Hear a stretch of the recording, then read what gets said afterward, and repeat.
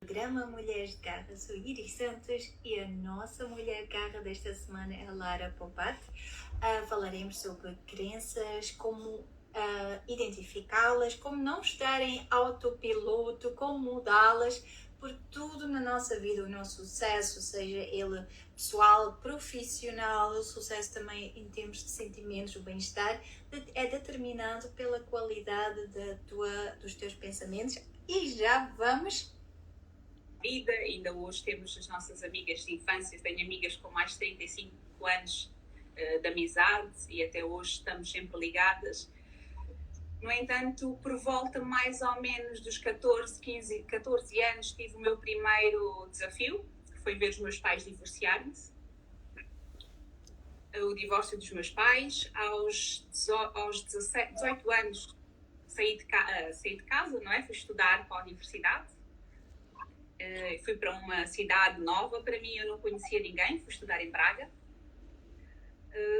Um ano depois de estar em Braga, a minha mãe foi ter comigo para as férias e infelizmente ela faleceu nos meus braços. Aí foi o meu primeiro desafio, a minha mãe teve um ataque cardíaco e acabou por falecer nos meus braços a pedir ajuda.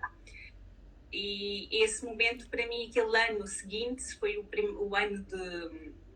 Eu costumo dizer que estás naquele momento de limbo, em que não queres aceitar a realidade e só 2 anos depois é que a ficha cai e tu percebes o que é que está a acontecer. Esse foi então a primeira etapa que eu tive de crescimento. Posteriormente tive que acabar por abdicar do curso em Portugal e voltei para Moçambique e terminei a faculdade cá. E como queria independência, também comecei a trabalhar e a estudar ao mesmo tempo, que me obrigou a crescer. E decidi que também não estava para viver com o meu pai e queria então a minha independência e decidi viver sozinha. E ainda me lembro de estar... A minha casa não tinha nada, tinha uma cama, uma geleira e um fogão, mais nada. E foi assim que então comecei a construir a minha independência. E isso é uma das coisas que me marcou muito, foi o querer sempre tudo por mim própria. E isso é bom, mas também é um bocadinho mau, porque nós não aceitamos que os outros nos ofereçam. E isso é um trabalho que, por exemplo, eu hoje em dia estou a trabalhar em mim, que é aceitar que alguém me ofereça alguma coisa. Porque todos nós temos que dar e receber. A vida é feita de um equilíbrio entre dar e receber. Posteriormente, ao perder a minha mãe, acabei por desenvolver uma doença que foi um distúrbio alimentar. E isso decorreu durante 14 anos, o distúrbio alimentar, e eu costumo dizer que ele nunca vai passar. Nós estamos sempre em alerta para que ele não volte. É como eu costumo dizer e comparo muito com a droga. Basta um bocadinho para tu voltares e podes voltar a entrar no ciclo. E, portanto, esse então é a minha guerra e a minha batalha diária, é não voltar ao que eu sei que já fui. Entretanto, depois a Lara, com as batalhas todas, a tentar superar, passei por vários médicos, passei por várias técnicas para tentar superar, até que encontrei uma médica cubana que me explicou o motivo pelo qual eu tinha então a desordem alimentar, era a necessidade que eu tinha de controlar. Como eu não controlava mais nada, então eu tentava controlar o que eu comia e o que eu não comia. E era um falso controle, porque é uma falsa... Estás-te a mentir a ti própria, porque não controlas. Se controlasses, não fazias. Depois, entretanto, casei-me, tive uma menina, que hoje em dia tem 13 anos, e acabei por também, uma das decisões que eu tomei na vida foi o divórcio, e divorciei-me. Entretanto, a Lara começa a trabalhar muito nova, com 20 anos. Comecei na banca, trabalhei desde os meus 20 anos, desde 2001 mais ou menos, até 2016 na banca, e em 2016 eu tive um burnout. Excesso de trabalho, o divórcio, foi tudo junto e tive um burnout. E nessa altura então foi quando eu precisei de parar e foi quando eu comecei a descobrir várias coisas e descobri as minhas barreiras. Tive que parar e fazer aquele clique, o salto. E foi então que decidi, parei, a vida proporcionou... Nós com o tempo aprendemos, na altura a barreira parece uma coisa muito má. e mais tarde tu percebes que nada acontece por acaso na tua vida, tudo tem uma razão de ser. E eu, com a experiência de vida e depois com as técnicas que fui aprendendo, apercebi-me disso. Okay? Eu, entretanto, decidi começar a estudar terapias alternativas. Percebi que a química e o facto de estar a tomar medicamentos para o burnout, aquilo não seria a solução para mim. Eu queria algo mais natural e acabei então por começar a estudar e a dedicar-me à medicina alternativa. Eu já tinha sido iniciada ao Reiki. A Reiki é uma técnica de cura através da passagem de energia e acabei por fazer em Portugal o grau de mestre. Posteriormente também... Acho que foi o teu momento mais vulnerável? O meu momento mais vulnerável, assim, eu acho que quando perdi a minha mãe fiquei, mas não tenho grandes memórias disso. Foi o momento que eu decidi apagar da minha vida, ou pelo menos pus isso. Foi uma gavetinha que eu arrumei. E comecei a fazer o perdão a mim própria, mais ou menos na altura de 2016, foi quando eu voltei a trabalhar comigo outra vez nesse tema. Mas eu penso que o momento mais vulnerável foi na altura de 2014 a 2016, que foi quando eu fiz o tratamento mais profundo, voltei a ter mais uma recaída, e foi quando eu decidi ir a fundo ao problema da desordem alimentar, e coincidiu também com o meu divórcio. E, portanto, eu penso que nessa altura eu estava bastante vulnerável, e foi então que eu comecei a descobrir técnicas para ultrapassar essa vulnerabilidade. A Gabriela Rato escreve: Love to see you so secure and strong, e manda-te um beijinho. Beijinho, Gabi, e parabéns atrasados. Parabéns, Gabriela! Deve ser de aniversário. Acredito eu que não, infelizmente não a conheço. Parabéns. E que vamos mesmo para o assunto: como escolhes ensinamentos que te tornam uma melhor líder no teu cargo de profissional, mais confiante no que fazes, e quais são os ensinamentos que tu dizes que não te vão ajudar e não te vão tornar uma melhor pessoa? Isto são conselhos de pessoas de fora, mais direcionado para conselhos e dicas de pessoas de fora. Quais é que tu levas e como é que fazes o filtro, o que te ajudará a Lara a ser uma melhor pessoa, uma melhor vida, e quais tu dizes que são mais para prejudicar, e como é que alguém está a ouvir, até tu darias como dica como fazer esse filtro, e até se é algo negativo, como bloquear esse filtro negativo? Ok, olha, uma boa questão, é muito pertinente.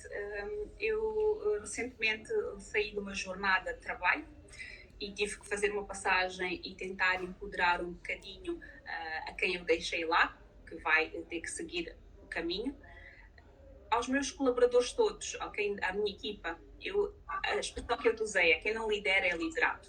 E, portanto, é o ownership, eles terem ownership de tudo em que eles fazem, e primeiro perceberem qual é o propósito deles, o que é que lhes dá paixão de fazer. Se eles estão apaixonados em fazer, eles vão fazer o delivery, vão fazer as entregas. E depois é a empatia. Tu, criando empatia com a tua equipa, tu consegues com que eles te sigam, não é? Em que eles te acompanhem. Como líder, há várias técnicas de liderança e depende muito de um líder para o outro. Há vários líderes muito bons e cada um tem a sua técnica. Não há receita perfeita para todos, porque depende muito da tua forma de estar, da tua forma de ser e também da tua equipa. E, portanto, uma das técnicas que eu uso é conhecer perfeitamente a minha equipa. Quais são as qualidades que eles têm, quais são os defeitos que eles têm, quais são os maiores skills que eles têm, e apostar mais. Uma das coisas que eu aprendi com a experiência, nós temos a mania de: eu queria que ele fosse muito bom aquilo, mas ele não é.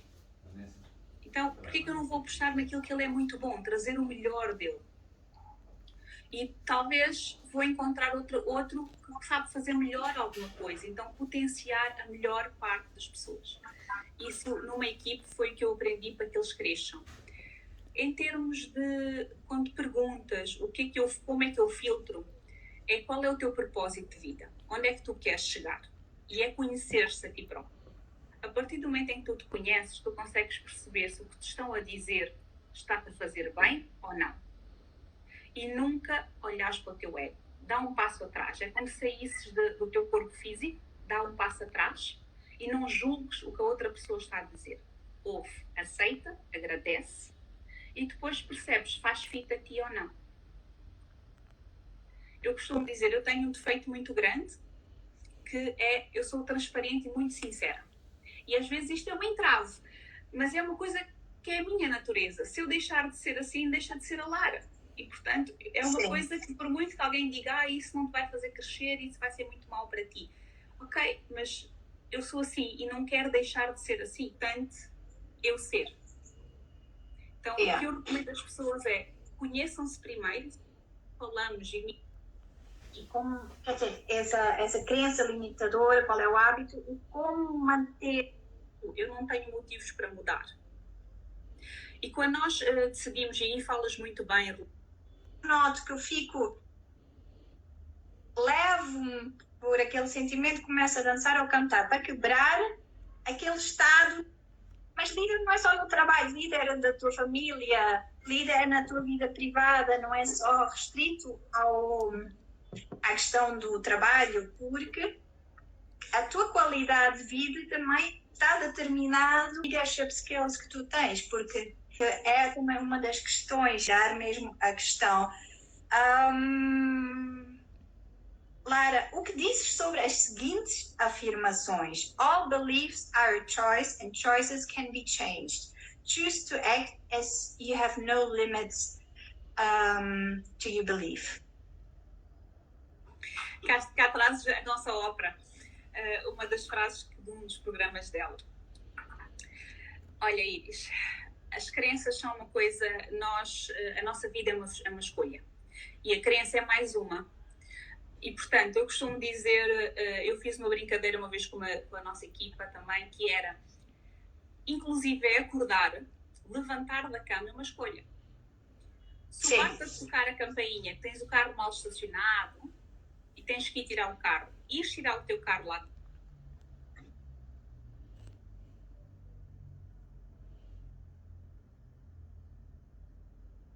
Portanto, tudo na vida são escolhas. Então, se nós temos uma crença e se há alguma coisa que nos está a barrar, depende de nós mudar o mindset. E, portanto, isto é que para mim faz sentido todo, as crenças são escolhas que nós tomamos e que seguimos, e se nós queremos mudar, basta mudarmos a nossa forma de pensar e de estar. Okay? Por exemplo, desculpa, cortei-te a palavra. Não, eu estava só a dizer que depende também dos teus atos. Ou seja, nós fazemos umas escolhas e depois temos que pôr em prática, e aqui é um bocadinho não só a persistência que tu falavas antes, e vou aqui aproveitar para cumprimentar o meu colega Arthur, que ele diz muito, que é a coerência, é sermos consistentes e coerentes. E isto também faz na mudança dos nossos hábitos. E uma crença advém de um hábito. E, portanto, temos a escolha de mudar e um hábito cria-se. Nós somos animais de hábitos. Portanto, um hábito cria-se e uma mudança e uma crença muda-se. Eu gostava de saber se quantas pessoas aqui já não mudaram de religião, já não mudaram de clube, de país, de forma, seja de país, de cultura. Mas é preciso ser muito assertivo connosco para conseguirmos mudar. Sim, Joana, mas também, olha, por exemplo, um sistema, acho que há uma coisa que nós todos conhecemos, que é quando de repente ficamos chateados, ou agressivos, ou tristes com uma situação, parece que vem uma bola de neve, batemos depois com o pé contra alguma coisa, vem mais uma coisa atrás da outra negativa. E como é que se quebra esse negativismo? Há uma fórmula, por exemplo, que eu faço.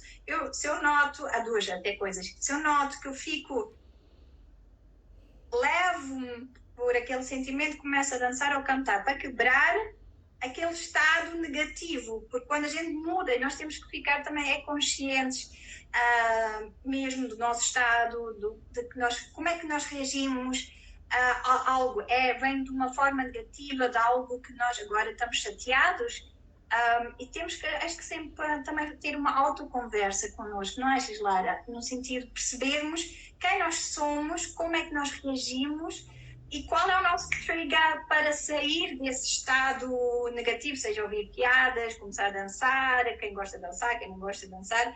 Tenho sempre um trigger que possa mudar o nosso estado de espírito. O que é que tu dirias sobre isso?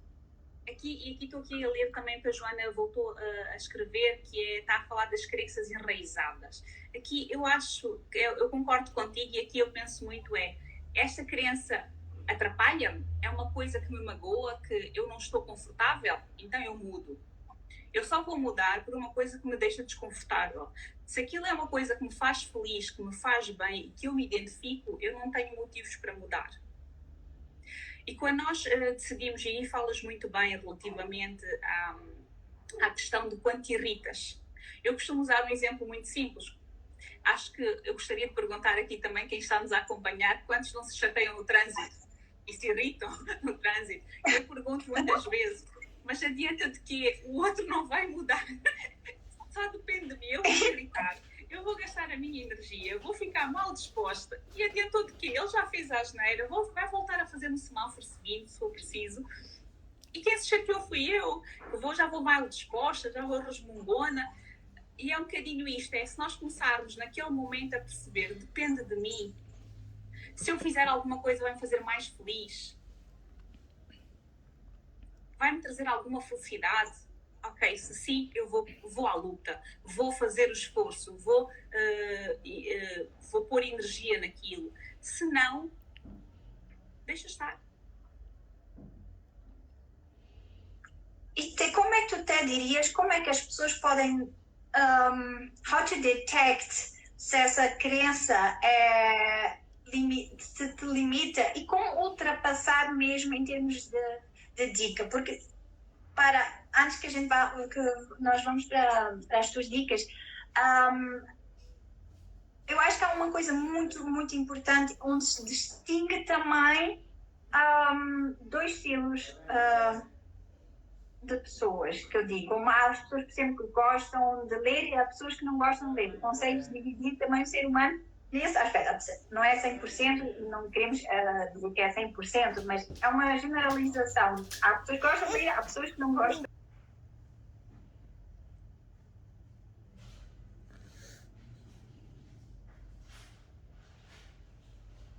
Para passar os seus limites, não é os limites, mas as suas crenças, porque não acreditam por si em tantas limitações e há pessoas que precisam de praticar, que conseguem mais do que conseguem, que acreditem que conseguem.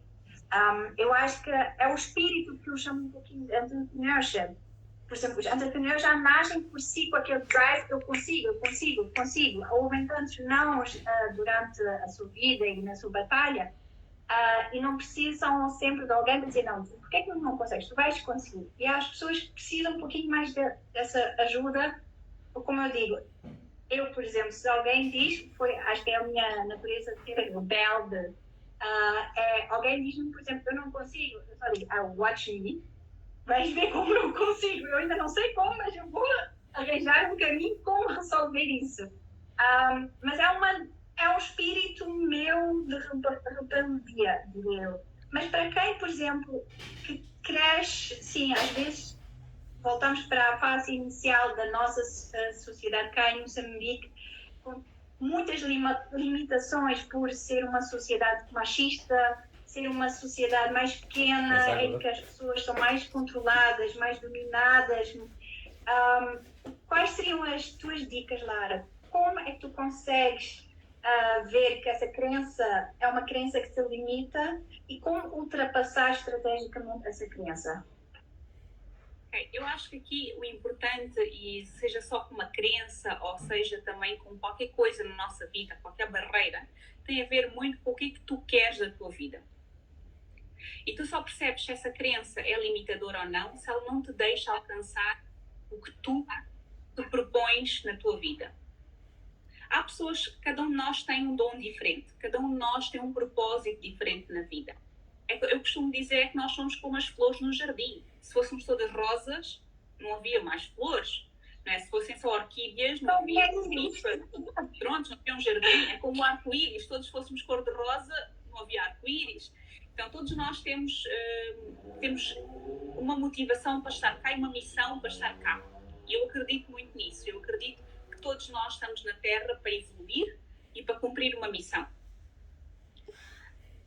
E quando nós percebemos que existe algo que nos está a barrar para atingir o nosso propósito, ou que nos faz sentir trancados, ou parece que nada acontece e nós queremos dar o passo e não acontece, então é porque nos está a limitar. E nós precisamos de dar o salto. Tal como qualquer outra situação na nossa vida. É se eu tenho um propósito e se alguma coisa me está a barrar, cabe-me a mim decidir se estou disposta a saltar e alcançar o que eu quero. Então, a minha forma de identificar as minhas barreiras é essa. É eu perceber o que é que eu quero, onde é que eu quero chegar. E se eu quero chegar lá, quem é que me está ou o que é que me está a barrar. Okay? E depois já o espírito rebelde, sim, mas aí também eu costumo dizer, eu costumo dizer que eu sou do signo carneiro, que é desafia-me, que eu quero é um desafio. Eu vou para tudo que é novidade e é desafio. Que é do meu espírito. Mas sim, mas também tem aqui um bocadinho, acho que é o Rodrigues, a Maggie Rodrigues que diz, que é o sermos otimistas, que é se tu vês a tua vida com o copo meio cheio ou meio vazio. Não é? E isto dá-te força e garra para continuar. Mas também tem muito a ver com as tuas vivências. Como é que te educaram? Como é que tu foste incutida desde a tua nascença? Chega uma altura que tu tens que perceber, mas isto incomoda-me. Quando te incomodar, é que tu tens que mudar. Enquanto não te incomodar, vais mudar para quê? Para agradar os outros? Não. Tu tens de te agradar a ti própria. Porque há uma coisa que é verdade. A única pessoa que te acompanha o resto da tua vida és tu própria.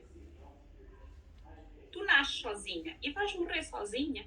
E, portanto, a pessoa que tu mais tens que respeitar, que tu mais tens que agradar e que tens que confiar é em ti própria. E para, por exemplo, nós estávamos a falar sobre hábitos. O que é que tu dirias? Quais são mesmo as formas, como sair? Porque tens de ser consistente e coerente a mudar o teu hábito. Quais seriam estrategicamente as formas de fazê-lo que possa, talvez, eu sei, cada um é individual e tem formas diferentes, mas qual seria o teu conselho para mudar esses hábitos e como, quer dizer, essa crença limitadora, qual é o hábito e como manter esse hábito? Como tudo na vida, Iris, aqui é criares um hábito ou mudares ou criares uma coisa nova por fazer. Eu acredito muito que é nós começarmos com coisas pequenas e alcançáveis.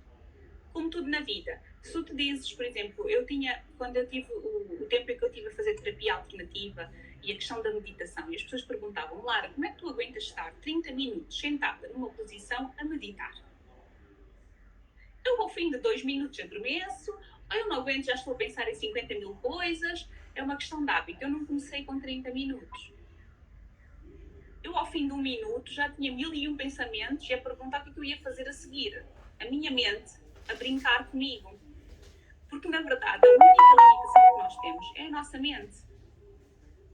Então, quando nós nos propomos a fazer coisas pequeninas, e uma das técnicas que eu tenho para nos encontrarmos com nós próprios é nós começarmos a meditar. E a meditar é conversarmos connosco.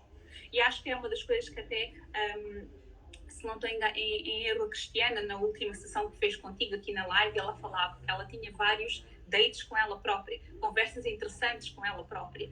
E é um bocadinho isto. E as pessoas às vezes acham muito chato quando eu digo tens um compromisso para o almoço? Tenho, vou comer um sushi comigo mesma. Mas sim, vou conversar comigo. Vou escrever no papel as coisas que eu quero alcançar, como é que eu quero alcançar e como é que eu vou lá chegar. E é um plano de ação quase, como tu dizias. Portanto, a meditação é simples, começas com 1 minuto, aumentas para 2 na semana seguinte e depois para 3. E com o tempo, e aí está a nossa consistência, é sempre a mesma coisa, sempre a mesma verdade. E a partir daí, tu dás o salto. A questão é, as pessoas muitas vezes dizem, eu vou fazer, mas elas interiormente não a querem fazer. e, portanto, vão Sim. sempre auto-sabotar-se. Porque elas, no fundo, não querem. Porque quando tu chegares ao momento em que tu queres, tu sentes a necessidade, tu sabes que é importante para ti, a tua força interior vai lá estar para ti. Para funciona muito bem assim. Eu acho também eu vou até retirar o exemplo que tu bem disseste agora, que por exemplo, para o ginásio. Quem quer, por exemplo, sim, perder peso, não vais começar, eu quero perder 10 quilos. Tu vais começar, ok, vou perder 1 quilo, depois o 2, tu vais para o ginásio, tu não vais correr 20 minutos, tu vais correr talvez 2 minutos no primeiro dia, no segundo dia 5 minutos e vais subir, porque tudo que é drástico, acho que o ser humano tem o hábito de ficar confortável e vai desistir. Né? No fim do ano, 31 de dezembro, nós decidimos, olha, nós queremos as mudanças. Só que nós temos que pôr goals, small goals mesmo, para que a gente consiga o objetivo grande. Como é que vamos construir, por exemplo, uma parede, um muro? Tu vais pôr brick por cima de brick, por cima de brick, por cima de brick, né? Para conseguir construir um muro. Tu não constróis um muro num dia e leva o seu tempo.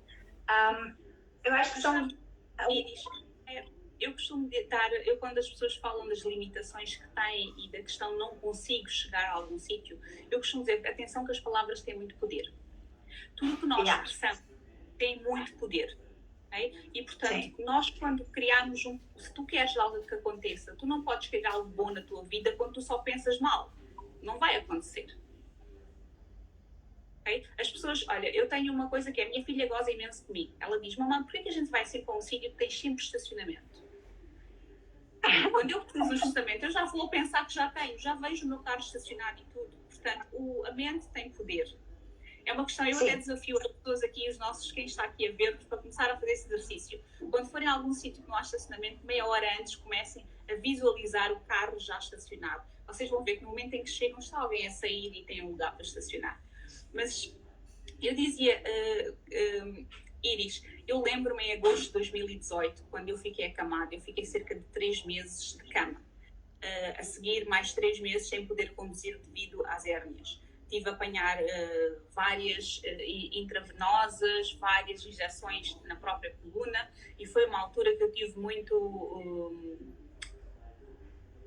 tive ali um bocadinho complicado. E eu tinha um sonho, que era andar de bicicleta. Eu gostava de spinning, nunca tinha feito, mas eu queria. E quando começaram a desafiar para ir ao spinning, todo mundo disse que eu era muito louca. Como é que com as hérnias tu vais te meter de spinning? Claro que eu não cheguei, não comecei uma aula de spinning os 45 minutos, não é? Fiz 5 minutos, fiquei ali e eu digo, hoje em dia eu faço cerca de 30 km por dia de bicicleta. Uau. E as pessoas, mas como é que tu fazes com as hérnias? Porquê? Porque tu começaste com pouco. Eu comecei com 5 km e depois fui aumentando e fui criando resistência e hoje próprio pus na minha mente que é, ok, eu não quero ser atleta, mas eu quero conseguir fazer algum tipo de exercício um pouco mais forte. E, portanto, eu tenho que preparar-me para isso. Agora, se eu também não conseguir, eu sei qual é a minha limitação. E uma das coisas que é muito importante na vida é nós percebermos o nosso limite. E chegarmos a um ponto a dizer, eu daqui não posso passar. E conhecer os sinais. O nosso corpo dá-nos sinais. Nós é que não o ouvimos, nós ignoramos. Mas o nosso corpo, a nossa mente, dá-nos sempre sinais. E os sinais são para ser ouvidos. Porque se não ouvires a primeira, ele vai-te dar o segundo sinal. A seguir ele vai-te dar o terceiro sinal. E se não ouves, eu vou-te pôr deitadinha, que é para tu ouvires de vez. E foi o que aconteceu comigo. Eu estou a rir, mas está falando. A Luísa Pereira, que teve também já na live, falámos mesmo sobre leadership. Foi o que ela contou da vida dela mesmo, o ACV que teve. Foi por não respeitar os sinais que o corpo deu, como também a Cristiana Pereira. Há sinais que nós temos e o corpo, olha, se não reagimos mentalmente e fazemos algo, o corpo diz, olha, dá-te até tu não mesmo conseguires. Eu ouvi, há 2 coisas que eu gostaria de acrescentar e que também depois podes comentar, que é o Simon Sinek, quem conhece, ouvi uma palestra há poucos dias e fez-me um clique para quem, por exemplo, não é de Moçambique e chega cá a Moçambique, foi as primeiras coisas que eu me lembro na adaptação de ouvir. Quando chegas cá, tu ouves a palavra em vez de sim, por exemplo, ainda. Já está pronto, ainda. Não é? Tu ficas à espera, tipo, ainda sim, ainda. Quer dizer, tu ficas à espera no início e ele diz uma palavra e ele disse exatamente essa palavra. Para nós conseguirmos todos os nossos goals, que é mudar mesmo o nosso mindset, põe, neste caso, no inglês é no fim, ainda não consegui. No inglês é exatamente o oposto, é no fim, em português no início, ainda não consegui. Significa que já estás a dar à tua mente mesmo um sinal, eu tenho que arranjar uma solução. Não é não consigo, é ainda não consegui. Só a palavra ainda significa que tu estimulas o teu cérebro para arranjar uma solução para o teu problema. A outra coisa é o que tu disseste, as palavras têm poder. Em vez de eu me focar, por exemplo, no problema, eu tenho este problema, foca-me, pergunta, qual é a minha solução? Nós focarmos na meditação e a pensar na solução do problema, não no problema, mas na solução. Ok, será a pessoa que me possa resolver esta questão, né? Pedimos no sentido, seja o universo, seja a crença que tu tenhas, a solução para o teu problema, né? É uma mind shifting, mas que faz toda a diferença. Não achas, Lara? Eu ouvi a palavra que o inglês ele diz yet. I haven't done it yet. Não? No português é o ainda, que, sabes, eu comecei a reparar, é verdade, há 10 anos atrás, para mim aquilo incomodava-me ouvir só o ainda, e não quer dizer sim ou não, mas eles têm toda a razão. Né? Se ainda diz que ainda, quer dizer, ainda não, significa que vai estar pronto, né? E faz uma grande diferença no teu approach. Faz porque tu estás a mandar uma mensagem ao universo. Tu estás a criar uma sintonia no teu universo. Okay? Portanto, isto cria, como é que eu posso dizer? Isto cria ressonância. Quando nós dizemos, eu ainda não consegui, mas vou lá chegar. E acho que foi aqui o que a Marga também diz, ainda não consegui, mas estou a trabalhar nisso, ou vou lá chegar. Quer dizer que tu estás a dizer ao teu corpo que tu não desististe. Não estás a mandar uma mensagem de derrota. Okay? E, portanto, isto é muito importante. É nós não focarmos na parte negativa, no pessimismo, como alguém também aqui escreveu. É nós dizermos sim, nós queremos, nós vamos conseguir. Okay? E eu consigo, eu quero e eu consigo. E muitas vezes se nós temos alguma dificuldade ou queremos atingir alguma coisa, eu costumo aconselhar também a escrever ou no espelho ou em algum sítio em que tu vês todos os dias aquela mensagem. Alguma coisa que tu precisas de memorizar. E às vezes quantas vezes eu pergunto, quantas vezes nós por dia olhamos e dizemos, eu gosto mesmo de ti, eu amo-te. E o amo-te não é no sentido físico, eu amo a pessoa que eu sou. Olhar para o espelho e dizer, eu amo-te, a pessoa que está ali. Quantas vezes nós abraçamos a criança interior que está em nós, a nossa pessoa. Eu, por exemplo, eu gozo imenso comigo, que eu adoro oferecer-me prendas a mim mesma. Eu costumo dizer, mas eu não tenho de ficar à espera de oferecer prendas. Se eu quero uma coisa, eu ofereço a mim mesma. Porque é nós que nós nos temos que alimentar. E, portanto, se nós passarmos uma mensagem a nós próprios, que nós somos predadores, é isso que nós vamos ser na nossa vida, sempre, predadores. E outra dica que eu também dou é, nós não nos compararmos a ninguém. Porque nós não sabemos as dores do outro, nós não sabemos o que o outro está a viver. E, portanto, nunca nos compararmos com o outro. Cada um de nós é um ser individual e cada um de nós tem uma missão aqui. E nós não nos conhecemos por acaso também. Todos nós nos conhecemos por um motivo. Todos nós estamos aqui ligados neste momento por algum motivo. Lara, eu só estou a interromper porque de facto não vi que vieram tantos comentários, não ficou bloqueado no da Joana, que é Lara, és demais. Está aqui. Eu quero ler. Daqui a bocadinho vocês vão pôr a vermelha e corada. Eu não estou habituada, já por isso, não estou habituada a receber elogios, nem mesmo a fazer